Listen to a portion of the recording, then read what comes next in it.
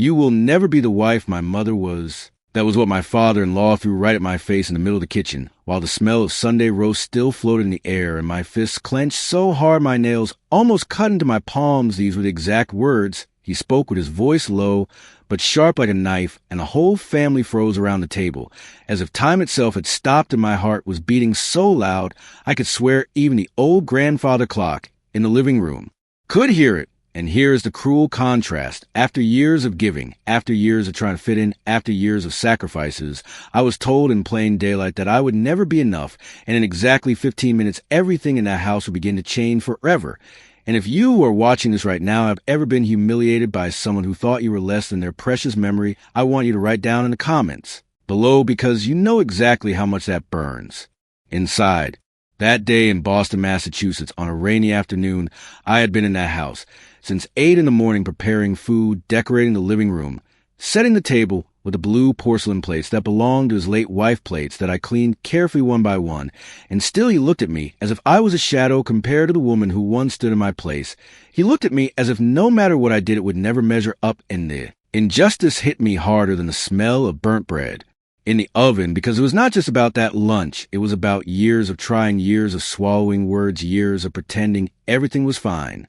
The truth is, I had given everything, and I mean everything. I had given my time, my savings, my patience. I had been the one to take his son, my husband, to hospital. At 3 a.m., when he fainted from stress, I had been the one to work double shifts to help us pay for that first apartment on Green Street back in 2004. I had been the one to send flowers to his father on every birthday since I married into this family, and still, after all that effort, I was told in front of witnesses that I would never be what his mother was, and the pain of that sentence burned in my chest like boiling water. And the cruelest part is that his words were not whispered in secret. They were loud enough for everyone to hear. My husband, my sister-in-law, even the neighbor, Mrs. Patterson, who had walked in with a plate of cookies just 5 minutes earlier, stood frozen at the doorway. And let me tell you, there is nothing more humiliating than being rejected publicly and compared to a ghost of someone who is gone, but still rules every corner of that house. Every wall, every photograph, every smell of perfume stuck in old curtains. I wanted to scream, I wanted to shout, but instead I clenched my fist tighter because the injustice was so heavy I could not even breathe. And maybe you've been there too. Maybe you have heard words that cut you right where it hurts, most words that erase everything you have done in just a second, words that make you feel invisible. So if that ever happened to you, write it down here, because I know I am not alone, and the truth is these stories must be told, so that people stop thinking they can treat others like shadows of the past. But here's the thing, and listen closely, because this is important. In exactly 15 minutes, that living room filled with whispers and judgment would turn into the stage for something nobody expected, not my father-in-law, not even my husband, because there are only so many times you can push a person before they rise. And when they rise with a force nobody is ready for. And what happened that day in that small Boston house would be remembered by every witness present. So stay with me, because this story is not just about humiliation. It is about injustice. It is about the weight of expectations. It is about the ghost of a woman who was worshipped so much that her shadow suffocated me.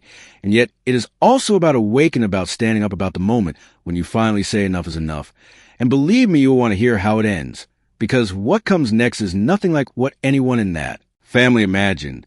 When I look back now, I realize that my story with that family did not start in that living room with that one sentence. It started years before, when I first met Michael, my husband, on a cold evening in 1998 in New York City. I was 23 and he was 25. We had both gone to the same church social night on Fifth Avenue. And while everyone else was laughing and dancing to an old jukebox that played Elvis Presley and Diana Ross, he stood alone by the punch bowl with that shy smile, and I remember thinking, this man looks like he carries the weight of the world on his shoulders. We talked that night until midnight. I still remember the details of his jacket. It was brown corduroy, a little too big for him, and smelled faintly of Old Spice aftershave, the same smell that would years later remind me of nights when I washed his shirts by hand in our first small apartment in Queens. And even in that first conversation, he told me about his mother, how strong she had been, how she kept the family together through the 70s. Working double shifts as a nurse, and still managing to cook dinner for everyone by 6:30 every night. And I listened carefully and admired her, without ever imagining that one day that same woman would become the measuring stick used to beat me down. At that time, I was working as a cashier at Macy's, making $8.50 an hour and taking night classes at City College. And when Michael and I started dating, I would save every penny to take the Greyhound bus to Boston to visit him and his family every other weekend. Each ticket cost $32.75, and I would often skip lunch just to afford it, because love makes sacrifices seem small. And when I first walked into his parents' house on Elmwood Street in Cambridge, I was greeted with smiles and warm apple pie and the smell of cinnamon that clung to the curtains, and I thought I had found a second home. Those first years, I did everything to prove myself worthy of that family. I would help his mother in the kitchen peeling potatoes by the sink, as she told me stories of the old days in the 60s, how she and her husband danced the Supremes at the town hall, how neighbors would gather around black and white TVs to watch the moon landing, and she spoke with such nostalgia that I felt part of something bigger, and I promised myself I would honor her memory even though she was already in frail health by the time I entered the picture. When she passed away in 2001 at age 62 from heart complications, the entire family fell apart. It was as if the glue had been ripped away and the pieces scattered across the floor. I stood by Michael through every moment of the funeral, through the sleepless nights, through his father's bitterness that grew heavier each day. And I thought, if I show enough patience, if I show enough love, one day he will see me not as the shadow of his wife, but as the woman who stayed when everyone else was drowning. And so I gave more of myself every year. I worked extra shifts at the diner near 42nd Street to help Michael finish his law degree at Harvard. I remember putting exactly $2,346 into his tuition fund over 3 years and never mentioning it to anyone, because I wanted him to succeed. I wanted his family to be proud of him, and by extension proud of me. And when he finally graduated in 2005, I thought, this is the moment they will embrace me. But the truth is, things did not unfold that way. His father began to harden his gaze toward me more and more every year. And though his mother had once held my hands and told me you were like a daughter to me, her absence left a silence that his father filled with constant comparisons, constant sighs, constant reminders that I was not her, I was never her. And maybe you know what that feels like. Maybe you too have tried to carry someone else's ghost on your shoulders, hoping that love and effort would make people see you for who you are, but instead they keep looking over your head, searching for someone who is gone. I told myself be patient, because families take time, and I remember my own parents back in Ohio, who used to sit with me in the 70s at the local diner after Sunday service, sipping Coca-Cola from glass bottles and telling me that respect is not demanded, it is earned. And I carried that lesson with me through every Thanksgiving, every Christmas, every summer barbecue in that house on Elmwood Street, hoping that one day respect would finally be earned. And here's the thing, dear listener, this is just a beginning. This is only the surface of the years I poured into proving myself worthy. And yet the cruel sentence that I would never be the wife his mother was erased everything in a blink. And what happens next is something you will want to hear, because patience has its limits. And one day, even the quiet ones stop being quiet. So stay with me. The years after Michael graduated were supposed to be golden years, the kind you dream of when you are young and full of hope. We moved into a small 2-bedroom apartment on Franklin Street in Cambridge, with peeling wallpaper in the kitchen and creaky wooden floors that sang every time you walked down the hallway. Rent was $1,245 a month, and I worked 2 jobs, one at the diner and another cleaning offices in downtown Boston, just so we could make ends meet while he started his position at a small law firm near Harvard Square. And I thought all these sacrifices are temporary, because soon things will be easier.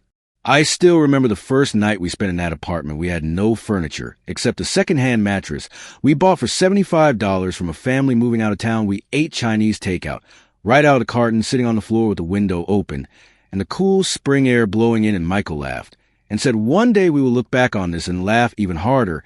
And I believe him. I believed that one day his family would look at me and see a woman who had stood through the storms with their son, not someone who could be erased with one cruel sentence. Every month, I kept a notebook where I wrote down every single expense in neat handwriting, with a blue Bic pen, groceries, $212 utilities, $145 bus passes, $82. And sometimes when I had to choose between paying the gas bill or buying a new coat, I chose the bill, because warm for us was more important than style. And I thought, surely his father will see the effort, surely he will see how much I care about this family. But instead, I noticed his comments becoming sharper, little remarks about how his son looked thinner since his mother passed, or how the house did not feel the same since she was gone, as if I was somehow responsible for the absence that no one could ever replace.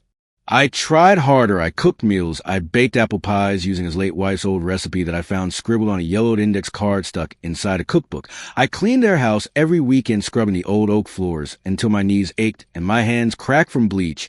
And yet when he walked into the room, he never said thank you. He only said your crust is not as flaky as hers, or she never needed bleach to keep this house shining. And every time I swallowed my pride, I told myself patience. Because maybe grief makes people cruel, maybe time will heal. The first real warning sign came during Christmas 2007. I had spent weeks saving up to buy a gift for him, a wool coat from Macy's marked down from $249 to $179 during a holiday sale. I wrapped it carefully with red ribbon and placed it under the tree with excitement. But when he opened it in front of everyone, he barely glanced at it and muttered my wife always knew my exact. Sighs before I even told her, and set aside while the room fell silent, and I laughed nervously pretending it was nothing but. Inside, something cracked. A little piece of me whispered, you will never be enough for this man. Still, I kept pushing forward because love makes you blind. I organized family reunions.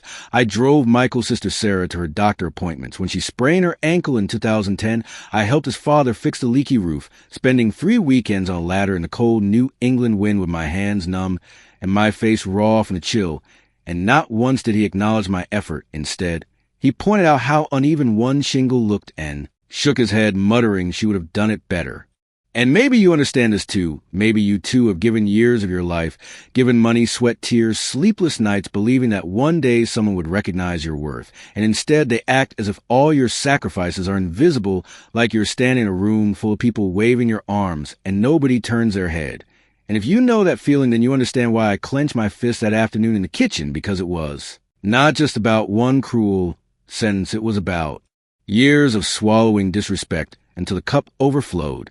By 2012, Michael had become a successful attorney earning over $95,000 a year, and we finally moved into a 3-bedroom house in Arlington with a backyard, where I planted roses and a small vegetable garden, and still his father would visit every Sunday at 3 o'clock sharp, and instead of saying this is beautiful, he would run his fingers over the mantelpiece looking for dust or comment that his late wife grew. Bigger tomatoes than mine, and the injustice grew heavier each time, like a chain around my neck, pulling me down. But I kept telling myself, hold on, because respect comes eventually, until that one rainy afternoon when his words pierced me so deeply that no patience could hold back the tide. And what I realized in that moment would change everything forever. So stay close, because this story is only climbing higher, and the higher the climb, the harder the fall.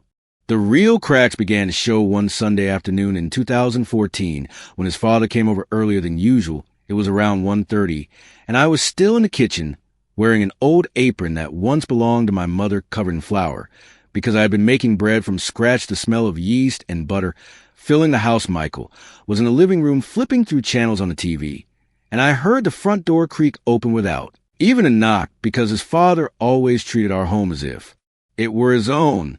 He walked in with his heavy boots, leaving wet marks on the hardwood floor, and his first words were not hello or how are you, but she would never have left the hallway this messy and my cheeks burned because I had just mopped that very morning at 9 sharp with lemon-scented cleaner. But the rain outside had left streaks of mud, and in that moment I realized it would never matter how much effort I poured into this house. I carried the loaf of bread into the dining room, still warm steam rising from it, placed it carefully on a plate I had bought from Target for $12.99. And before I could even sit down, he sliced it, took one bite, and said flatly, not as good as hers. She always made it lighter. This is heavy as stone, and my fist tightened under the table, while Michael shifted uncomfortably on the couch, pretending to focus on the football, game playing faintly in the background. The humiliation did not stop there. A few weeks later, during Sarah's birthday party at our house, he made sure to raise his voice while I served the cake chocolate layer with buttercream frosting. I had stayed up until 1 a.m. baking. He looked around the room filled with neighbors, friends, and relatives and declared loud enough for everyone she would never waste money on store-bought icing. And I felt my face burn red because it was homemade, every ounce of sugar and butter mixed with my own tired hands, and still he chose to strip me down in front of everyone. People noticed too. I caught Mrs. Thompson, our neighbor, whispering to her husband in the corner, shaking her head, and Sarah gave me a sympathetic look, but said nothing, and the humiliation sank deeper like a stone into my chest. And maybe you know this feeling Maybe you too have stood in a room surrounded by people who see you shrinking under cruel words, yet nobody steps in because it is easier to stay silent than confront the storm. I try to fix things. I try to talk calmly one evening around 7:30. While Michael sat at the kitchen table reading case files, I said maybe your father is still grieving, maybe he needs therapy, maybe he needs time, and Michael only rubbed his forehead and said he is old, just let him be. And those words cut almost as deep as his father's because they meant I was expected to endure silently with no end in sight. The next blow came during Thanksgiving 2016. The house smelled of roasted turkey, garlic, mashed potatoes, pumpkin pie, and laughter filled the room until his father lifted his glass of wine and said, "You know my wife cooked with love, and I do not taste it here. Maybe one day you will learn. But right now it is missing," and the table went quiet. The clinking of forks stopped, and all eyes turned toward me as if waiting for me to break, but I smiled. Through the sting, swallowed my pride, and carried on, passing the gravy boat down the line. By then it was no longer just private comments. It was public humiliation crafted in a way that ensured witnesses saw my worth reduced to ashes. Every gathering, every meal, every holiday became another opportunity for him to remind me that I was never her. And though I tried to tell myself he was grieving, I could feel something darker underneath, a deliberate cruelty, a choice to diminish me again and again. And the cruelest part is that people began to expect it like entertainment. Michael's cousin once pulled out her phone, pretending to check messages, but I caught the red light of the camera and realized she was recording the way his father scolded me for not folding napkins the same way his late wife did. And there I was, humiliated not only in that room, but potentially in videos shared in whispers behind my back. And dear listener, maybe you too have lived through this, a cycle where your patience becomes a rope others use to hang you, where every kindness you give is turned into proof of your inadequacy. And if you know that pain, you understand why something inside me began to stir, quietly building, waiting for the day I would no longer sit in silence, because even the quietest person eventually finds their voice. So stay with me, because this was only the beginning. The fire had only started to burn, and what came next would push the humiliation to heights that no one could ignore. The breaking point came in the summer of 2018 during a family barbecue in our backyard, the kind of day that should have been filled with laughter and music. It was the 4th of July. The grill was smoking with hamburgers and hot dogs, and kids were running around waving sparklers. The smell of charcoal mixed with fresh cut grass, and the sound of Bruce Springsteen's Born in the USA played faintly on an old radio I had set on the patio table, and for a moment it almost felt normal. But his father was there sitting in a lawn chair with his arms crossed, watching me like a hawk as I moved back and forth, carrying trays of food and drinks. I handed him a plate stacked with ribs, corn on the cob, and potato salad. And instead of saying thank you, he said loud enough for the neighbors on the other side of the fence to hear, she never served food this cold. She had a way of keeping it hot no matter how many people she fed.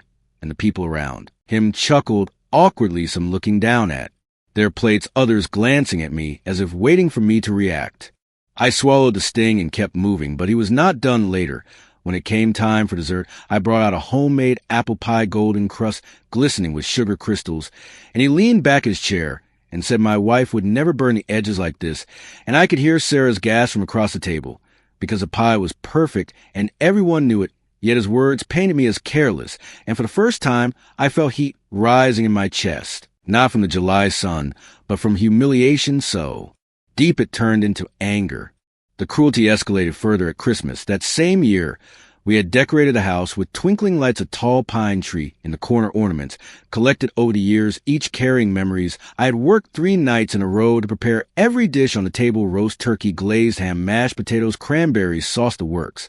When the family sat down to eat, his father cleared his throat and announced in front of everyone, 30 years ago, my wife made Christmas dinner with love in her heart. And today I cannot taste it in this food. And the silence that followed was so heavy I could hear the ticking of the clock above the mantel. Someone whispered, "Record this," and I looked up to see a cousin hold her phone angled just enough to capture my face and the face of the man tearing me down. And in that moment, I realized my humiliation was no longer private. It was entertainment shared and replayed like some cruel show behind closed doors, and my hands trembled as I poured wine into glasses, the liquid spilling slightly over the rim. The final straw came in March 2019 during Sarah's engagement party held in a rented hall on Main Street in downtown Cambridge. I had spent weeks organizing decorations, balloons, flowers, arranging music with the DJ, making sure every detail was perfect. I wore a simple blue dress Michael had given me for our anniversary, and for the first time in months, I felt proud of what I had accomplished, but as I stood near the buffet table greeting guests, his father raised his glass, tapped it with a spoon until everyone turned to him and said, "Clear and sharp, you will never be the wife my mother was," and the room erupted in whispers, gasps, and stares. It was not just family. This time it was friends, co-workers, neighbors, even strangers who had been invited to celebrate, and they all witnessed my public stripping my word erased. In a single cruel sentence, Sarah froze mid-smile. The DJ's music faltered for a beat, and I stood rooted to the spot with every eye on me, my fists clenched so hard I thought my nails would break the skin, and in that instant I knew the line had been crossed. Humiliation had become performance, cruelty had become tradition, and injustice had become normal. And if you know what it feels like to be pushed past your breaking point, you know that silence cannot hold forever. Sooner or later, silence cracks like glass, and what comes after is louder than anything that came before. That night as I sat in the empty hall, after everyone left the smell of wilted flowers and spilled champagne heavy in the air, I felt something shift deep inside me, something that whispered enough is enough, and though I did not act yet, the fire had been lit, and nothing would put out again. So, dear listener, stay close, because what happens next is a turning point, the moment when humiliation transforms into awakening, and when that happens, everything changes. The night of Sarah's engagement party would not leave my mind. I lay awake until 4 a.m, staring at the ceiling of our bedroom, a faint hum of the heater filling the silence, and Michael sleeping heavily beside me. I could still hear the words of his father echoing like a hammer. "You will never be the wife my mother was," and for the first time, instead of just feeling broken, something else rose. Inside me, a heat, a spark, a voice that whispered, "No more." I remember sitting up, quietly pulling the blanket around my shoulders, a clock on the nightstand glowing for 7 a.m., and I looked at my reflection in the dark window pane, my hair messy, my eyes swollen from holding back tears. But behind the exhaustion, there was a look I had not seen before, a hardness, a steadiness, as if I was finally seeing myself not as a woman trying to please everyone, but as the woman who had survived years of silence and sacrifice. The next morning when I walked into the kitchen, I did not rush to prepare breakfast. I sat down at the table with a cup of black coffee, steam rising, curling into the air, and I let myself breathe. Michael walked in around 7:15, his tie half done. And he glanced at me, surprised. "You are not cooking," he said, and I only looked at him steady and calm, and said, "I am not hungry," and the silence that followed was heavier than any argument. From that day, something shifted, small at first, but undeniable. I no longer rushed to please. I no longer bent at every word his father. Instead, I began to listen quietly, watching him closely. Each time he spoke his cruel comparisons, each time he used her memory as a weapon, and I realized for the first time that his power came not from truth, but from my silence, from my willingness to take the blow without showing the scar. One Sunday afternoon, he arrived at our house, as always, 3 o'clock sharp, boots heavy on the floor. I served him tea in his favorite cup, the one with tiny blue flowers his late wife had loved, and he sipped it, frowned, and said she always brewed it stronger, and instead of shrinking, I held his gaze. Without a word, my eyes steady, my hands calm, and for a moment he faltered, his eyes darted away, and the smallest crack appeared in his armor. I started noticing other things too, the way Sarah winced each time he spoke, the way neighbors exchanged glances when he raised his voice, the way Michael shifted uncomfortably but never defended me. And I realized I was not alone in seeing his cruelty. I had witnesses, silent ones, but witnesses nonetheless. And I thought one day this silence will break open, and when it does, truth will pour out like floodwater, unstoppable. The awakening came fully one rainy Tuesday evening. I was walking back from the grocery store, carrying 2 heavy bags, each filled with bread, milk, vegetables, the streetlights casting yellow pools of light on the wet pavement, when I passed by a window of a small cafe, and saw a group of older women laughing together, their gray hair shining under the warm light, and something about their joy hit me like lightning. I thought, I want to be free, I want to laugh, without the weight of someone else's ghost crushing me, and in that moment I promised myself quietly but firmly that things would change. When I arrived home soaked from the rain, his father was already there sitting in the armchair, waiting for dinner. He looked at me, dripping wet with bags still in my hands, and said my wife would never let herself look like that, and instead of shrinking, instead of apologizing, I set the bags down, slowly stood straight, and said very calmly, "Well, I am not your wife," and the silence that followed was louder than thunder. That was the awakening, the moment I realized I had a choice, the moment I understood that my worth did not come from his approval, that my sacrifices were not invisible just because he refused to see them. And though I did not yet reveal everything I had, I knew deep inside that the tide had begun to turn. So stay with me, because what comes next is a decision to calm before the storm, a moment when patience ends and action begins. And believe me when I say you will not want to miss it. After that night when I said the words, "Well, I am not your wife," something inside me settled like a stone in water, no longer floating, no longer tossed around, but steady at the bottom where nothing could shake it. And for days, I replayed the moment in my head, not with shame, but with a strange, quiet pride, because for the first time I had not bowed, I had not broken. And though the world did not explode, though his father did not crumble, something had shifted. Michael noticed it too one morning around 7 when he reached for his coffee. He asked softly, "Are you all right?" And I only smiled faintly and said, "I am thinking." And it was the truth, because my mind had turned into a map. Every insult, every humiliation, every witness became a marker, a piece of evidence, and I began to weave them together, not in anger, but in clarity. The decision was not loud. It did not come with shouting or slammed doors. It came in the quiet moments when I stood at the sink washing dishes, feeling the warm water run over my hands. Oh, when I folded laundry, slowly pressing each shirt with care. I thought, this is not weakness. This is patience. This is preparation. And I realized that silence could be more than submission. Silence could be a weapon if you held it long enough. I began to keep notes, little details scribbled in a small notebook. I had inside an old cookbook, recipes written on one side, my words on the other. She always made bread lighter than this, said on April 2014. She never bought store icing, said during Sarah's birthday, 2015 food, missing love. Said Thanksgiving 2016. And so on each date, each phrase, each cruel comparison, etched in the paper like seeds waiting to grow. At family gatherings, I stopped reacting altogether when he said something sharp. I let the words hang in the air like smoke. Instead of swatting them away, I watched the faces around me. I noticed the discomfort, the shifting eyes, the suppressed sighs. And I realized slowly that the audience was no longer blind. They were uneasy, they were tired of the same cruel tune, and all it would take was one spark to turn their silence into support. Michael's cousin, who once filmed my humiliation, stopped lifting her phone. She looked at me differently now, perhaps guilty, perhaps aware Sarah lingered near me more often, helping clear the table, her eyes soft with something like apology. And I knew the tide was shifting. People were beginning to see not just his cruelty, but my endurance, and that endurance was becoming undeniable. The true decision crystallized one Sunday afternoon. I was kneeling in the garden, planting tulips, the earth cool and damp under my nails, when I heard his voice behind me, sharp and cutting. She never wasted time on flowers. She built a home. And I straightened my back, turned slowly, brushed the dirt from my hands, and looked him in the eye. I did not speak. I did not bow. My silence held longer than his patience, and for the first time he looked away. That night, as I washed my hands under warm water, I stared at the reflection in the kitchen window. The woman staring back was not broken, not small. She was steady. She was waiting. And I whispered to myself quietly but firmly, "It is time."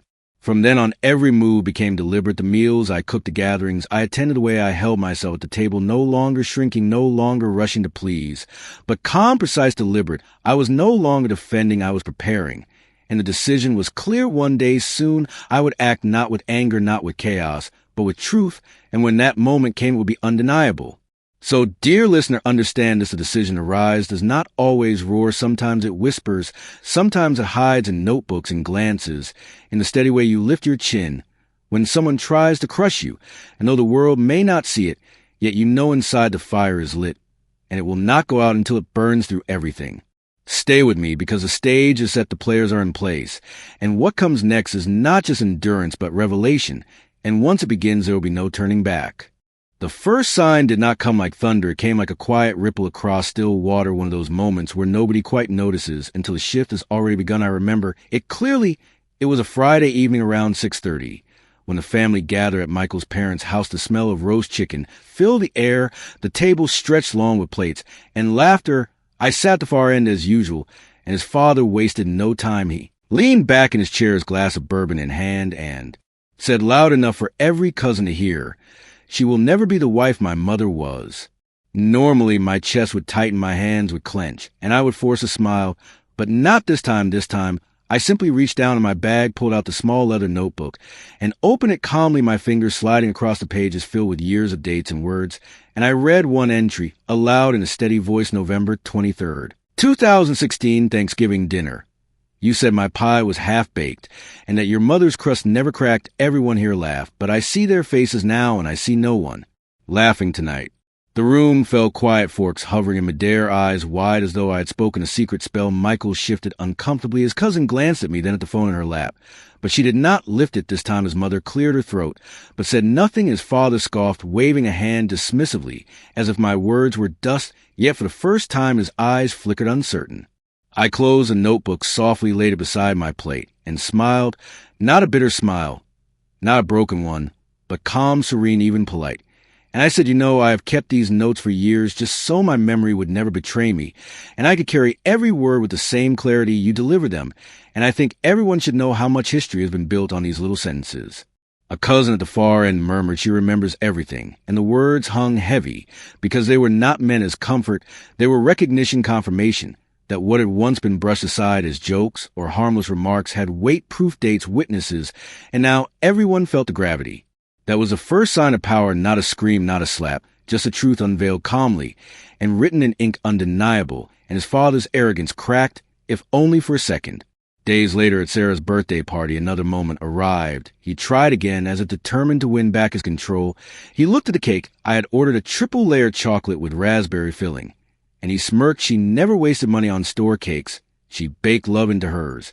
And instead of lowering my head, I simply said yes, and that is why I paid exactly $59.99 at Porter's Bakery on Main Street. Because love is also making sure your granddaughter's cake arrives on time and delicious, and everyone here can taste it themselves. Laughter erupted, not cruel, but genuine. Cousins clapped. Sarah grinned wide, frosting on her nose, and the tide shifted again, because for once the jab turned back on him, light-hearted, yet firm, undeniable. Because numbers and facts leave little room for scorn. It was in these small revelations that the power began to show. A document, here a receipt, their memories sharpened like glass, and the witnesses grew restless, not against me, but with me, each gathering more and more. Eyes turned not toward the man delivering the insult, but toward the woman answering with calm, precise truth. He tried to brush it off, of course. He puffed his chest. He raised his voice. He drank more bourbon, but the seed of doubt had been planted, and the family could see the cracks in his armor. His dominance was not unshakable, his words not unquestionable, and though he did not admit it, I saw in the tightness of his jaw, the twitch of his hand around a glass. He knew the balance was shifting.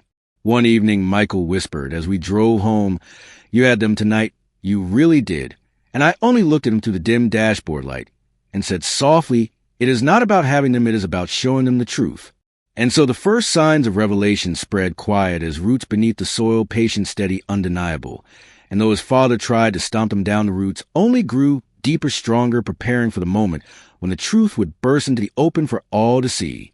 Stay with me, because what comes next is not just quiet notes or clever words. What comes next is the full weight of revelation. And when it arrives, there will be no denying it, not for him, not for anyone.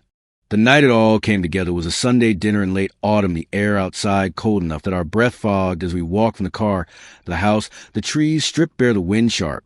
But inside the living room glowed warm with lamps and chatter. Cousins unwrapping scarves, jackets hung heavy on chairs, the smell of beef stew drifting from the kitchen. It should have been an ordinary evening, but it became a moment when silence ended for good. His father was already holding court in his favorite chair, glass of whiskey in hand, the ice clinking as he lifted it every few minutes to punctuate some story, and as always I was his favorite subject of ridicule tonight. He looked at me, then at the others, and said in that same booming voice, "She spends her husband's money.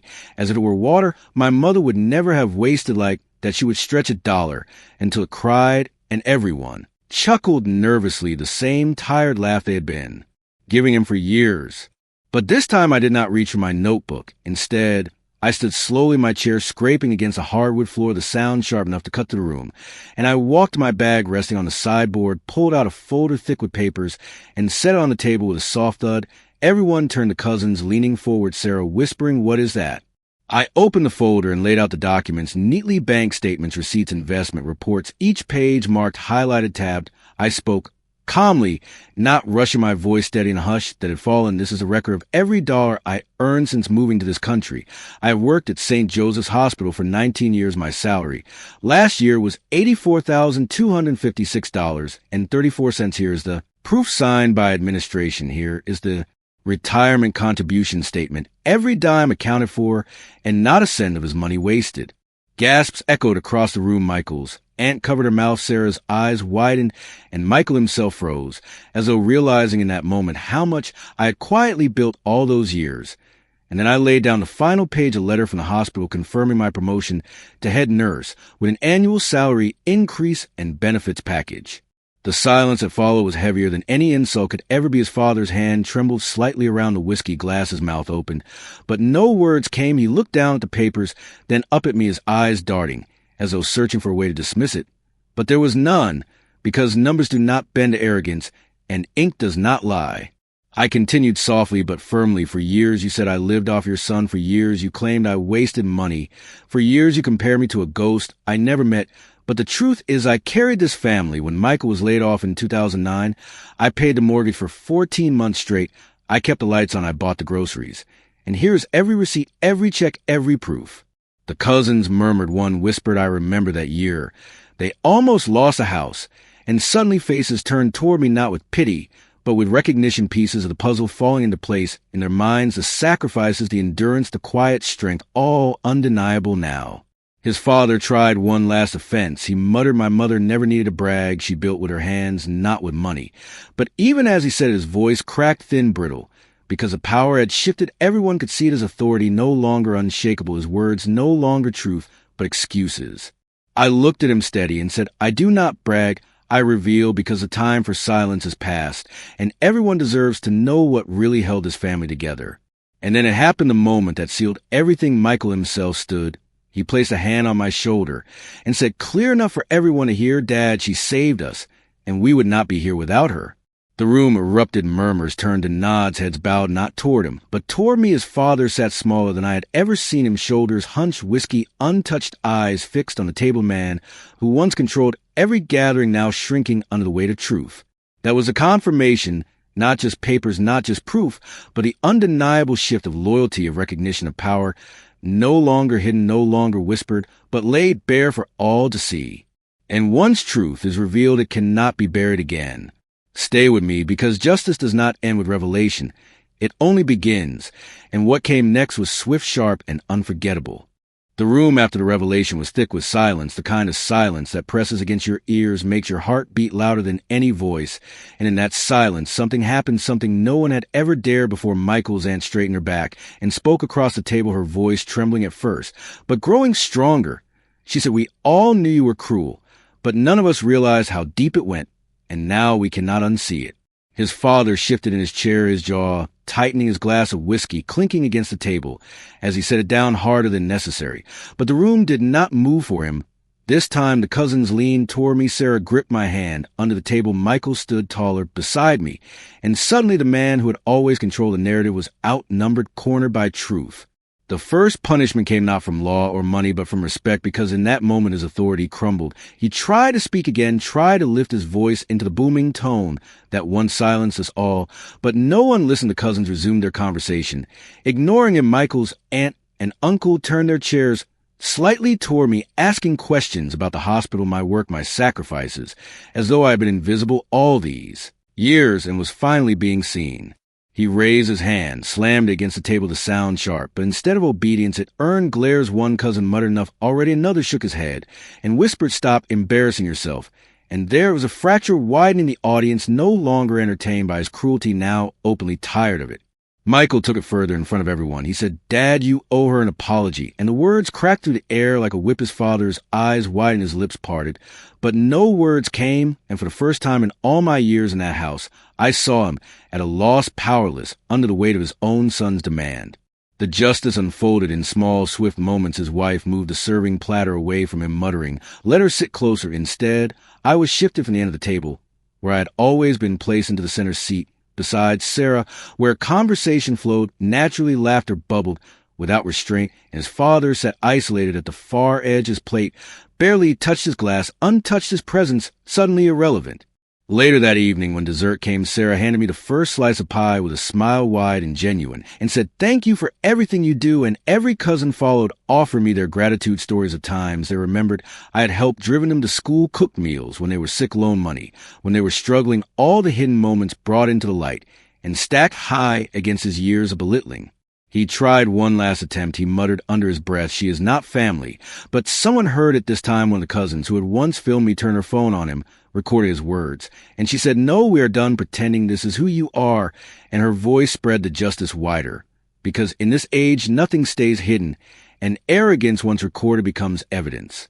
The justice was not yet complete, but in that night, it began real and undeniable. His voice losing power, his actions recorded, his family shifting away from his orbit, and toward mine, respect moving like a tide never to return the same way again.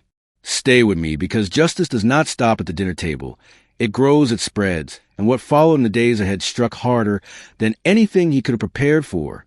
The days that followed the dinner where truth had finally been revealed were electric, the kind of tense, charged energy that made every interaction feel heavier, and sharper neighbors, friends, even people Michael's father had never met seemed to sense the shift, and the power he once held dissolved like mist in sunlight. I walked through the house, each room a stage, every step deliberate, as though carrying the weight of every injustice he had inflicted. He tried again the following Sunday, arriving at 3 o'clock, sharp, boots heavy, on the floor a glass of bourbon, ready for his usual performance. But the family was ready too. The cousins who had once laughed at my humiliation now stood beside me, offering quiet support, Michael at my side, and even his sister Sarah, who once avoided conflict, met his gaze with unflinching firmness. The world had turned, and he was left spinning in its orbit. The first sign of complete reversal came at the brunch table. He attempted to correct me mid-conversation about a family event. He said she should have arranged it differently, she would have. And I paused, looked around the table calmly, and said the records show everything was done correctly. The reservations at 10 a.m. at the Liberty Hall, the flowers ordered from Bloom and Vine at exactly 9:35 a.m., and yes, every family member confirmed their attendance, and there was indisputable proof. He could know. Longer dispute. Whispers started almost immediately. Cousins nudged each other, pointing out past slights. Michael spoke up, corrected him in front of everyone, and for the first time he stuttered his father's authority, cracking under the weight of organized facts, and witnesses who had once been silent now openly reaffirmed my actions, each story confirming the truth I had been quietly holding for years. He tried to regain control by raising his voice, but the room no longer obeyed the sound. Everyone continued talking. Some even laughed softly at his frustration. He reached for his bourbon and knocked over spilling ice and liquid across the table. And in that moment, the humiliation became physical. The glances of the family sharp and piercing eyes, tracing every movement. No applause, no sympathy, just the stark reality that his power was gone. Michael leaned in and said loudly, so everyone could hear, "Dad, your actions are recorded, your words witnessed, your insults documented. And now everyone sees what we have lived through." And I watched as the final barrier shattered his face, when pale lips pressed tight. He tried to form a sentence, but no words came out, only a trembling hand hovering over the table, glass half empty, and the family no longer yielding to him. Outside the brunch hall, the neighbors who had once silently judged my every move now came forward, offering congratulations. Some shook my hand, others nodded with understanding, stories of past humilities shared in whispers, and now given voice in open acknowledgement. The community itself had shifted, validating the endurance I had displayed for years. In the following weeks, letters and emails arrived from family members recounting moments I had quietly held together: repairs, houses, driven miles, cooked meals, babysat, and lent money, proving to me and to the world the impact of one woman, refusing to bend under years of cruel expectations. And I kept each note, adding it to my folder, realizing that this was no longer just revenge or justice. This was recognition of public, affirmation of my worth, undeniable, permanent. And his father, the man who once dictated every gathering, every conversation, now faced the quiet, cold truth of his diminished influence, isolation. At every family function, his words met only polite nods or firm corrections. The same man who claimed supremacy, now humiliated in time, real consequences, unfolding like dominoes, unstoppable. And so, dear listener, understand this: when the truth is organized, documented, and revealed in patience and calm, the impact is total. No fury, no yelling, no shouting needed. The power shifts, the world notices, and the humiliated become recognized and respected in ways that silence and endurance alone could never achieve. Stay with me, because the final chapter is about transformation, reflection, and the permanent change that comes when justice meets resilience. And you will not want to miss the lesson it leaves for all of us. After years of enduring whispers, jabs, comparisons, and endless humiliation, I finally understood the power that had been quietly building inside me. It was not anger, it was patience, it was endurance. It was a deliberate act of keeping track of every insult, every injustice, every moment when my worth was questioned, and storing it not to harm anyone. but to preserve the truth of my own life and actions, and in that understanding I felt lighter and stronger at the same time. I walked through the house one morning in late November 2021, the smell of brewed coffee and fresh cinnamon rolls filling the air, Michael beside me, Sarah laughing in the kitchen. And for the first time, I felt completely seen not just by my family, but by myself, the woman who once bowed and swallowed tears, now stood tall, and realized that the fire that had been kindled in the depths of humiliation had transformed into unshakable confidence. I thought about the years of sacrifice, the nights of worry, the hours spent cooking, cleaning, and supporting not just Michael, but his extended family, the moments when I felt invisible and undervalued. And I realized every single effort had mattered, not because I recognized it at the time, but because it had built the foundation of my strength, of my resilience, of my power. And now that foundation was unassailable. Friends, neighbors, colleagues who had witnessed parts of my story reached out offering acknowledgement, support, and congratulations letters and messages that recounted small details. I had long forgotten details I had thought insignificant, now shining as proof of endurance and capability. And it struck me that sometimes the world does not give you applause while you struggle, but when you rise, it gives recognition louder than any words could have imagined. I reflected on the lessons learned, the importance of documenting truth, the value of silent preparation, and the power of calm persistence over impulsive reaction, and the undeniable fact that injustice, no matter how deeply rooted, can be overturned with patience, courage, and strategy. And I wanted every person listening to feel that truth not just intellectually, but in their bones. So if you have ever been humiliated, dismissed, compared unfairly to someone else, if you have ever felt invisible in your own home, workplace, or community, know this: you are not powerless. Your patience, endurance, intelligence, and courage are weapons waiting to be wielded at the right moment. And when you choose to act with clarity and dignity, the impact is unstoppable. I want you to take a moment and reflect on your own life. What injustices have you endured quietly? Who do you need to confront, not with anger, but with truth and preparation? What actions have you taken to preserve your own story and ensure that when the moment comes, your worth is undeniable and your power recognized? And this is my final message to you. Let your story be seen, your work acknowledged, and your courage celebrated. If you felt the power of this story, if it resonated with the injustices you have lived, please comment below, share your experience, because you are not alone and your voice matters. And if you want more stories that inspire resilience and strength, subscribe to the channel, activate the notification bell, and become part of this community of people who choose dignity over humiliation, courage over submission, and truth over silence. And finally, remember, the transformation begins with one step, one act of patience, one act of preparation, one quiet decision to never allow injustice to go unchecked. And when you embrace that transformation, you will discover the power within yourself that cannot be taken away, a power that turns humiliation into triumph and injustice into recognition. And as I close this chapter, let this thought linger inside you: your worth is undeniable, your strength is hidden no longer, and your story deserves to be told.